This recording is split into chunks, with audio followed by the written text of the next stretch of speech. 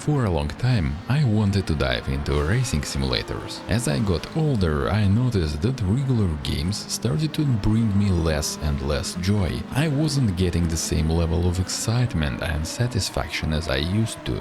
That was when I stumbled upon a bunch of videos where people were playing rally, circuit racing and Formula 1 games at home using some really cool equipment. They were experiencing all these intense emotions, adrenaline rushes and pure enjoyment. So I thought, why not to give it a try? And naturally, the first thing I did was go online to look for steering wheels. I came across one of the most affordable and budget-friendly options, the Logitech G29, and I bought it from a nearby store, since they had a great discount. The wheel looks solid and it's well built, with a leather-wrapped rim and metal pedals. It feels sturdy and reliable, perfect for a beginner like me. Of course, it's not without its flaws. The wheel is quite loud and clunky, especially during rally races. Luckily, I later found ways to reduce the noise in some games. Another issue I ran into was the hassle of setting up and removing the wheel from my gaming desk every time.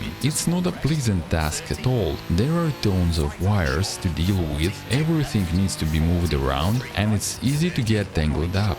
Then, when I needed to use my computer for something else, I had to take it all apart again. It was incredibly inconvenient, and as a result, I ended up using the wheel very rarely. Every time I thought about playing, I would dread the setup process. That was when I started thinking about getting a sim rig, but after looking online, I realized the prices were pretty steep. A decent rig will cost way more than the wheel itself, so I decided to build my own sim rig instead. For this project, I went to the nearest hardware store and bought about 10 meters of wood, along with a couple packs of bolts. I didn't have a specific plan or blueprint, it was some kind of a freehand. Of course, I would recommend you doing it the smart way if you can, and get a proper blueprint. As you can see, my rig has a lot of extra holes and doesn't look the cleanest. That was because I was improvising the whole time. I had to cut, assemble, disassemble and drill things multiple times over and over again, since I didn't have a clear design in my mind. But still, I ended up with a pretty solid and sturdy structure that now I use for gaming. For the seat, I'm currently using a broken kitchen chair, but I'm planning to upgrade it to a used car seat in the future. As for the gaming platform, I initially used the PC I already had, but recently I finally bought a PlayStation 5 to try out Gran Turismo 7. I've heard so many great things about this game and I've been really eager to play it. Plus, my computer isn't the most powerful and it struggles with modern games. On top of that, I've missed out on a lot of flagship titles over the past few years, so this is a great opportunity to catch up on what I've missed. But of course, if you want to go all in, I would recommend you to get a decent gaming PC.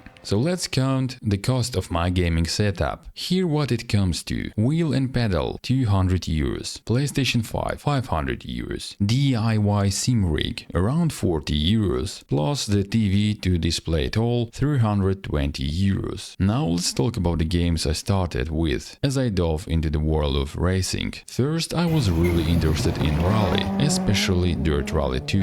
It's an excellent game with stunning graphics and great gameplay. Even though it came out years ago, it still looks better than many modern alternatives. Next up in the line, WRC, the spiritual successor of Dirt Rally. Despite being a newer game, the graphics are noticeably worse and there are fewer cars. However, it introduces new rally locations and longer tracks, as well as modern WRC cars. And finally, Gran Turismo 7, the game I've just started exploring. It looks absolutely incredible and the online mode makes it easy to jump into races. However, my races haven't been going well so far, because I keep getting knocked out in the very first corner. The thing is, to play properly you need to raise your safety rating. With low rating you match it with the reckless drivers who will bump you off the track at every opportunity, especially at the start of the race. But I'm hoping to improve my skills in circuit racing and raise my safety racing and eventually make a video curious about this game. In the future, I plan to try games like Assetto Corsa Competizione, Richard Burns Rally, Formula 1 and maybe even iRacing. But for now I don't have time for all of that, so I'll stick to what I have. So what do you think about it? What games should I try for my beginner sim racer journey?